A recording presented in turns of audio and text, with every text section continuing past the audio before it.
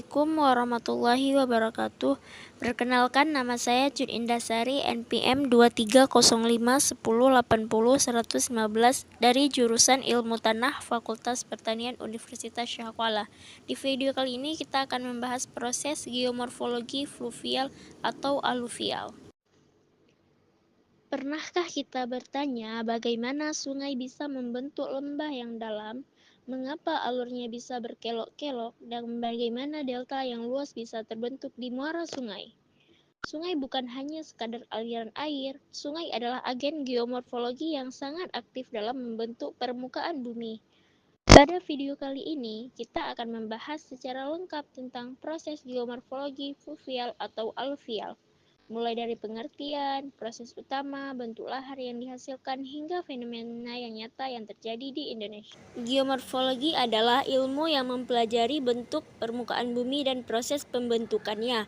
Proses geomorfologi fluvial atau aluvial adalah rangkaian aktivitas air mengalir atau sungai yang meliputi erosi, transportasi, dan sedimentasi material yang secara dinamis membentuk bentang alam khas. Proses ini mengubah permukaan bumi melalui pengikisan batuan, pengangkutan sedimen, dan pengendapan material di dataran rendah, seperti meander, dataran banjir, tanggul alam, dan kipas aluvial. Sistem sungai terbagi tiga, yang pertama hulu, yang kedua tengah, yang ketiga hilir. Proses utama dalam geomorfologi fluvial yaitu yang pertama erosi, kedua transportasi, dan ketiga sedimentasi. Erosi adalah proses pengikisan material oleh aliran sungai. Erosi terjadi karena energi kinetik air yang mengalir. Semakin deras arus, semakin besar daya kikis. Ada tiga jenis utama erosi sungai. Yang pertama, erosi vertikal, erosi yang terjadi ke arah bawah, memperdalam dasar sungai. Proses ini dominan di bagian hulu dan membentuk lembah berbentuk F. Yang kedua, erosi lateral, erosi yang terjadi ke samping. Proses ini memperlebar sungai dan menyebabkan terbentuknya meander atau kelokan sungai.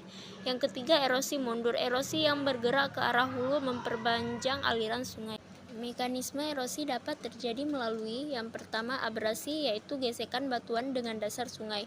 Yang kedua aksi hidrolik, yaitu tekanan air terhadap dinding sungai. Yang ketiga korosi atau pelarutan kimia.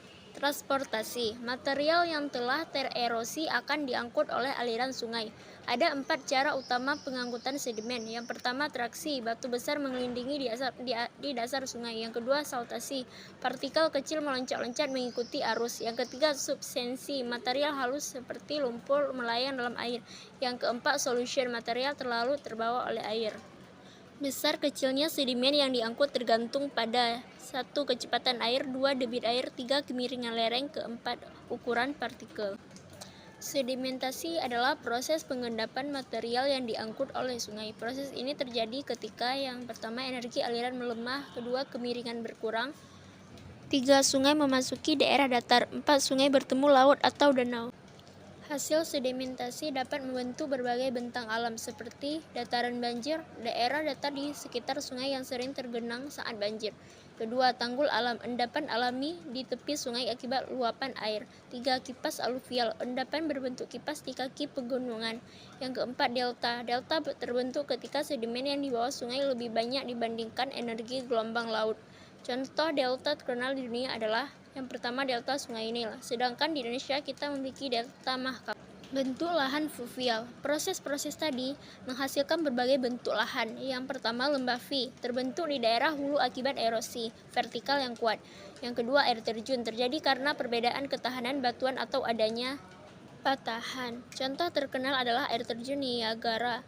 3. Meander, kelokan sungai yang terbentuk karena erosi di sisi luar dan sedimentasi di sisi dalam. Keempat, Oxbow Lake atau danau tapal kuda, terbentuk ketika meander terpotong dan terpisah dari aliran utama. Kelima, dataran banjir, wilayah luas yang subur karena endapan sedimen. Tahap perkembangan sungai. Sungai mengalami 3 tahap perkembangan. Yang pertama, stadium muda, meliputi lereng curam, arus deras.